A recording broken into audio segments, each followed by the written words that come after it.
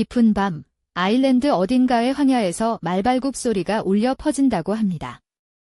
그 소리는 천천히, 그러나 분명하게 가까워지고 마침내 그 형체가 안개 속에서 모습을 드러냅니다. 말 위에는 분명히 누군가가 앉아 있습니다. 그런데 그 어깨 위에는 아무것도 없습니다. 이것은 단 하나의 문화가 지어낸 이야기가 아닙니다. 아일랜드에서 독일로, 스칸디나비아에서 대서양 건너 미국까지 서로 다른 언어와 풍토 속에서 살아온 사람들이 놀라울 만큼 비슷한 상상을 공유했습니다. 그 공통점이란 바로 머리가 없는 채로 말을 달리는 존재입니다. 왜 인류는 같은 악몽을 꾸었을까요? 이 이야기의 가장 오래된 형태 중 하나는 아일랜드의 켈트 전통에서 찾을 수 있다고 알려져 있습니다. 민간에서 둘라한, 덜러헌, 이라 불리는 이 존재는 잘린 자신의 머리를 겨드랑이에 끼고 달린다는 설이 전해집니다. 그 얼굴은 스스로 빛을 발하며 머리카락은 엉킨 채 어둠 속에서 흩날린다고 묘사됩니다. 그리고 그 눈과 마주치는 순간 죽음이 찾아온다는 이야기가 수백 년에 걸쳐 내려왔습니다. 아일랜드의 고대 신앙체계에서 둘라하는 단순한 귀신이 아니라 저승의 사자에 가까운 존재로 여겨졌다고 알려져 있습니다. 그가 멈춰 서는 곳에는 반드시 죽음이 뒤따른다는 믿음이 있었고, 마을 사람들은 그 말발굽 소리가 들리면 집안에 숨어 문을 걸어 잠갔다고 전해집니다. 둘라하는 단순한 공포의 대상이 아니라 삶과 죽음의 경계를 순찰하는 어떤 원초적인 힘의 상징으로 해석되기도 합니다.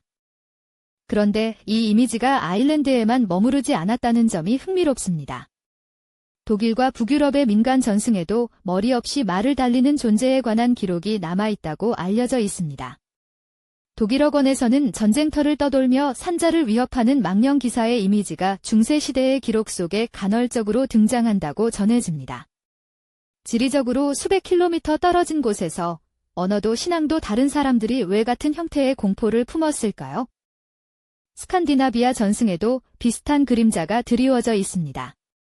북유럽 신화에는 오딘이 이끄는 사냥의 무리, 와일드 헌트가 밤하늘을 가로질러 달린다는 전설이 있는데 그 행렬에는 살아있는 자와 죽은 자가 뒤섞여 있다고 전해집니다.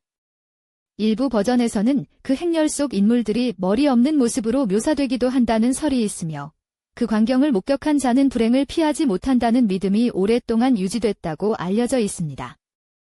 이 전설들이 공통적으로 담고 있는 한 가지 요소가 있습니다. 바로 말과 목 없는 존재의 결합입니다. 말은 인류 역사에서 전쟁, 죽음, 속도를 상징해왔고 목이 잘린다는 것은 가장 극단적인 형태의 폭력과 소멸을 뜻합니다. 두 상징이 결합될 때 그것은 인간이 본능적으로 느끼는 가장 깊은 공포 중 하나와 맞닿는다는 분석이 있습니다. 일부 민속학자들은 이 전설의 기원이 실제 전쟁의 기억에서 비롯됐을 가능성이 있다고 추정합니다. 중세 유럽에서 기마 전투는 빈번했으며 그 혼돈 속에서 목이 잘린 채 말에서 떨어지지 않고 달리는 기사의 장면이 목격됐을 수 있다는 견해가 있습니다. 살아남은 자들의 기억 속에 새겨진 그 기이한 광경이 세월을 거치며 초자연적 공포의 서사로 변형됐을 가능성도 있다는 것입니다. 그러나 이 가설에는 분명한 한계가 있습니다. 실제 전투 장면의 목격담에서 비롯된 이야기라면 특정 전쟁이나 특정 지역에 집중됐을 가능성이 높습니다. 그런데 이 전설은 전쟁이 드물었던 지역에서도 전투 방식이 전혀 달랐던 문화권에서도 거의 동일한 형태로 나타났다는 점이 설명되지 않습니다. 역사적 목격담만으로는 이 이미지의 광범위한 확산을 온전히 해명하기 어렵습니다. 두 번째 가설은 문화 전파의 관점에서 나옵니다. 유럽 각지를 떠돌던 음유시인, 상인, 순례자들이 이야기를 운반했고 그 과정에서 지역 색채가 더해져 각기 다른 버전으로 변형됐다는 설명입니다. 아일랜드와 독일 사이에는 중세시대에도 교역과 종교를 통한 인적 교류가 있었다고 알려져 있으며 이야기가 그 경로를 따라 이동했을 가능성은 충분히 있다고 볼 수 있습니다. 그러나 전파론도 이 현상을 완벽하게 설명하지는 못합니다. 고립된 지역에서 독립적으로 발생한 것으로 추정되는 사례들, 그리고 유럽과 교류가 거의 없었을 지역에서도 유사한 이미지가 전해진다는 보고가 있습니다. 어디서 어디로 이야기가 흘렀는지 그 경로가 입증되지 않은 경우가 많아 전파론만으로는 전체 그림을 그리기 어렵습니다. 세 번째 가설은 심리학과 인류학의 영역에서 나옵니다.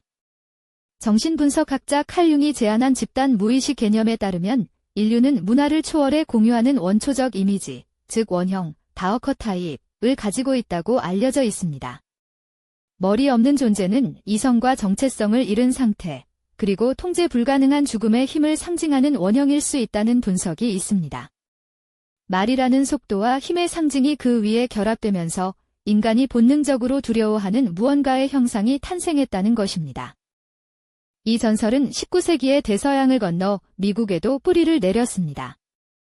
워싱턴 어빙이 1820년에 발표한 단편소설에는 뉴욕주의 작은 마을 슬리피 할로우를 배경으로 한몫 없는 기수가 등장합니다. 소설 속 기수는 미국 독립전쟁 때 포탄에 머리를 잃은 해센 용병의 망령으로 묘사되는데 이 이야기는 유럽에서 건너온 이민자들이 품고 온 공포와 신세계의 어두운 역사가 뒤섞인 결과물로 해석되기도 합니다. 어빙의 소설은 단순히 전설을 옮겨 적은 것이 아니었습니다.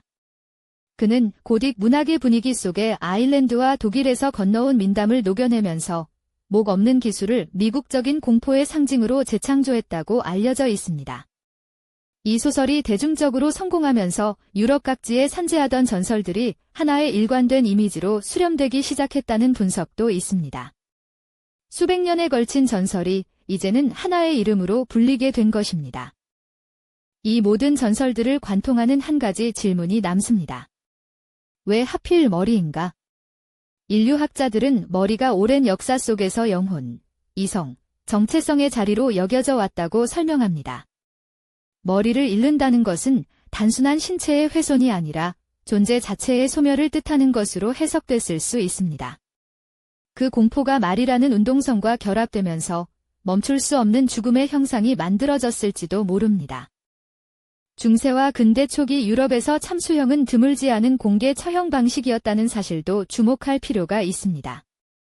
군중이 목격한 그 장면의 기억이 집단적 트라우마로 남아 밤마다 악몽의 형태로 되살아났을 가능성도 있다는 것입니다. 공포의 전설은 때로 역사적 폭력의 기억을 신화의 언어로 치환한 결과물일 수 있습니다. 그러나 어떤 가설도 이 현상을 완전히 설명하지는 못합니다. 문화 전파로는 고립된 지역에서의 독립적 발생을 해명하지 못하고 집단 무의식론은 구체적 이미지의 일치를 과학적으로 입증하기 어렵습니다. 역사적 목격담 이론은 전파 경로 없이 동일한 이미지가 나타난 이유를 설명하지 못합니다. 수백 년이 지난 지금도 이 공포의 기원은 안개 속에 가려져 있습니다. 어쩌면 진실은 어느 하나의 설명이 아니라 여러 실마리들의 교차점에 있을지도 모릅니다. 실제 역사의 폭력, 각 문화권의 신화 전통, 그리고 인간이 죽음 앞에서 느끼는 본능적인 공포. 이 세 가지가 오랜 세월에 걸쳐 서로를 강화하며 하나의 형상으로 굳어졌을 가능성이 있습니다. 그리고 그 형상은 문화와 시대를 가로질러 지금도 살아있습니다. 오늘날 이 전설은 소설, 영화, 게임 속에서 계속해서 새로운 형태로 소환되고 있습니다. 슬리피 할로우는 여전히 관광지로 남아있고 아일랜드에서는 지금도 둘라한에 관한 이야기가 구전됩니다. 인간이 이 이미지를 놓아주지 못하는 이유는 그것이 단순한 귀신 이야기가 아니라 우리 내면 어딘가에 각인된 무언가와 맞닿아 있기 때문인지도 모릅니다. 말발굽 소리가 다시 들려옵니다. 그 소리가 어디서 왔는지, 어디로 향하는지 우리는 아직 모릅니다. 인류가 수천 년에 걸쳐 품어온 이 공포의 형상, 목 없는 기수의 진짜 기원은 아직 밝혀지지 않았습니다. 혹시 여러분이 알고 있는 또 다른 버전의 이야기가 있다면 댓글로 알려주세요. 그 이야기들이 모여 이 미스터리의 하나의 조각을 더할 수 있을지도 모릅니다.